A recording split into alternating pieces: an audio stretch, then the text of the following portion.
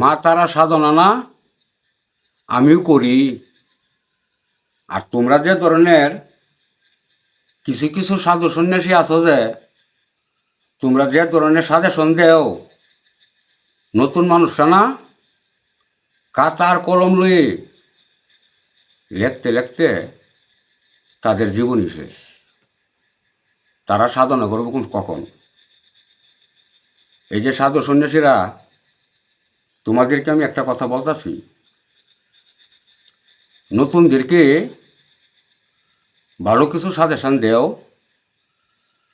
যাতে আমাদের পরবর্তী নেক্সটে তারা যাতে এইসব লাইনে অতি সহজে আসতে পারে। আর তোমরা যদি মনে করো যে এই পৃথিবীতে আমরা আসছি, আমরাই শুরু করছি, আমরাই শেষ করে পেয়ে যাব, তাহলে তো আর হইল না। কে কোথায় থেকে আমার কথাবার্তা শুনতেছে আমি জানি না। আমার নাম হীরা দেবনাথ হীরা। আমি মা তারার সাধনা নিয়ে আমি দীর্ঘদিন যাবৎ এই বিষয়টা নিয়ে আমি চর্চা করতেছি, বা এই বিষয় নিয়ে আমার জীবনে বহুত কিছু ঘটিয়েছে আমার সাথে। মা তারা একজন খুব ভয়ঙ্কর, খুবই ভয়ঙ্কর। আর এই জন্য তোমরা ভাববা যে মা তারা, যে আমি যে বলছি ভয়ঙ্কর, যে মানুষজন যদি তার সাধনায় যায়, মায়ের হাতে যে খড়গটা থাকে, এই খড়গটা নিয়ে না এলাকে ভক্তের উপরে খুব মারত না ভাই। কোন দিক দিয়ে ভয়ঙ্কর সেই কথাগুলো যদি আমার মুখ থেকে তোমরা শুনতে চাও, অবশ্যই তোমরা একদিন একদিন কাজে লাগবে। যে এই ট্যাংরা বৈশাখ একটা সাধু কথাটা কি বলছিল, তাহলে কথাটা শোনো। মায়ের যে সাধনা আমি করি, আমার কিন্তু কোনো গুরু নাই। আমার গুরু মা নিজেই। আমার গুরুদেব বামদেব বাবা নিজেই। আর আমি এত কিছু ভাবি না। আমার বাড়ি করে ভুল করলাম। আমি মায়ের বাড়ি থাকি। আমার বাড়িতে তারা মায়ের একটা মন্দির আছে। আমি করি নাই, মাই করাইছে আমার দিয়ে। যাই হোক, মন্দিরের সমস্ত কাম কমপ্লিট হয়েছে না, কিছু কিছু কাজ বাকি আছে। তোমরা আশীর্বাদে, মায়ের কৃপায় হয়তো আমার এই কাজগুলা কমপ্লিট হয়ে যাবে।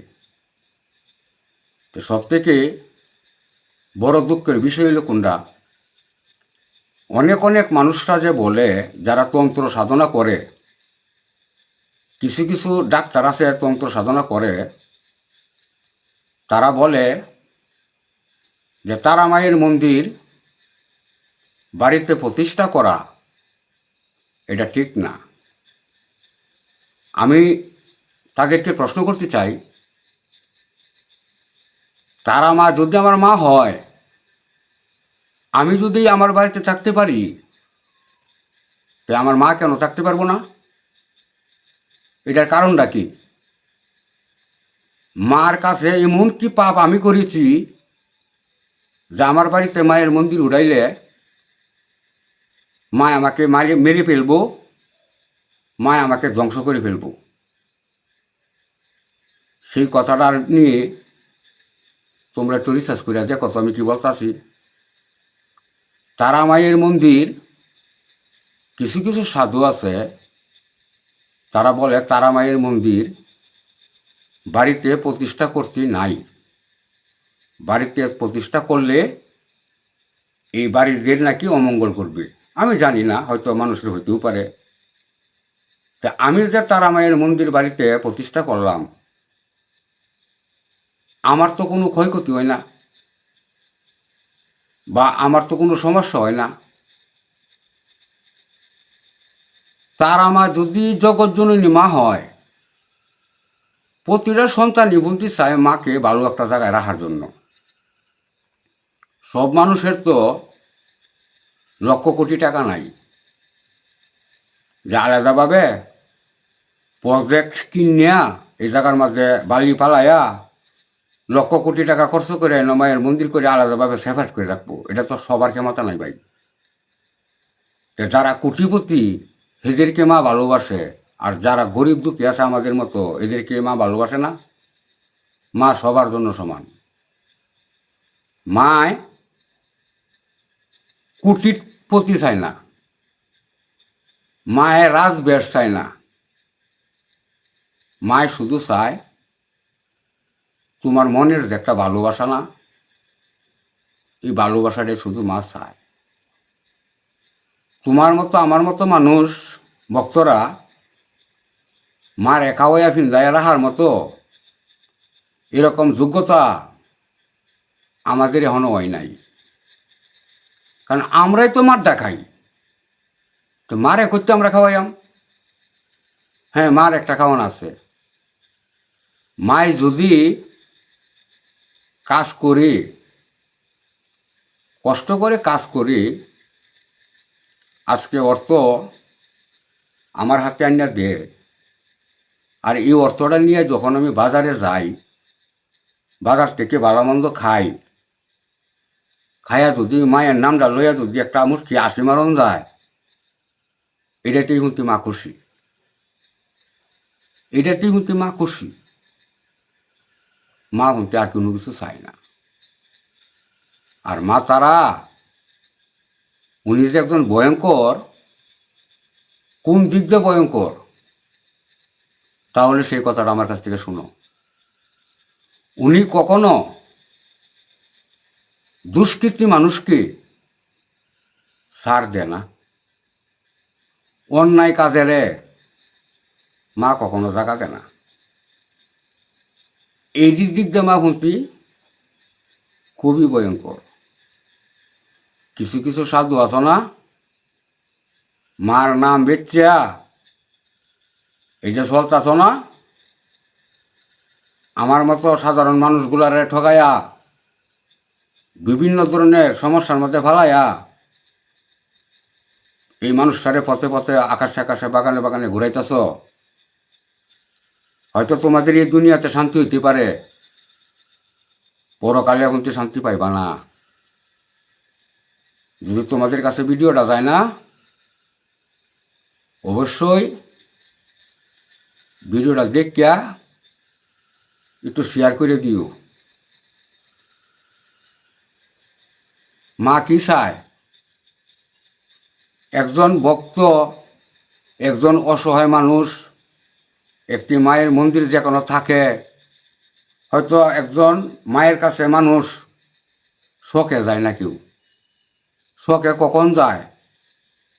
বছরে যখন একবার দুইটা বা তিনটা একটা পূজা আসে, তিতিল পূজা যেগুলা, ওইসব বিষয়ে আনন্দ সহিত ভক্তরা যায়। আর বেশিরভাগ মানুষ শুনতি মায়ের কাছে কষ্ট দুঃখ নিয়েই শুনতি মায়ের কাছে যায়। আর এই মায়ের কাছে যাওয়ার পরে তোমরা সাধুরা কি করো? টেকা নিয়ে কন্ট্যাক্ট করো, এই কারেঙ্গা হে কারেঙ্গা, এই যজ্ঞ করবাম হে যজ্ঞ করবাম, এই যজ্ঞটা করলে ইন্ডিয়া এটা হয়ে যাবো গা, হে যজ্ঞটা করলে ইন্ডিয়া হেটা হয়ে যাবো গা। অত ঘন্টা সময় যজ্ঞ করলে আপনি এই সমস্যাটা সমাধান হয়ে যাবে গা। ভাই, অনুরোধ করে আমি বলছি, মানুষকে শান্তিতে রাখার চেষ্টা করেন। আপনি যতটুক জানেন অতটুক বিষয় নিয়ে আপনি কথা বলার চেষ্টা করেন। মানুষের চোখে ভেলকি লাগায়া হয়তো এই দুনিয়াতে আপনারা শান্তি পাইতে পারেন, পরকালের প্রতি জীবনটা আপনাদের খুবই ভয়ানক হবে। কথাটা মনে রাখবেন। হয়তো আমাদের ভিডিওগুলো অনেক অনেক সাধুরার কাছে যাইব, জ্বলিয়া পুড়িয়া তেলে বাগুনে এক হয়ে যাইব।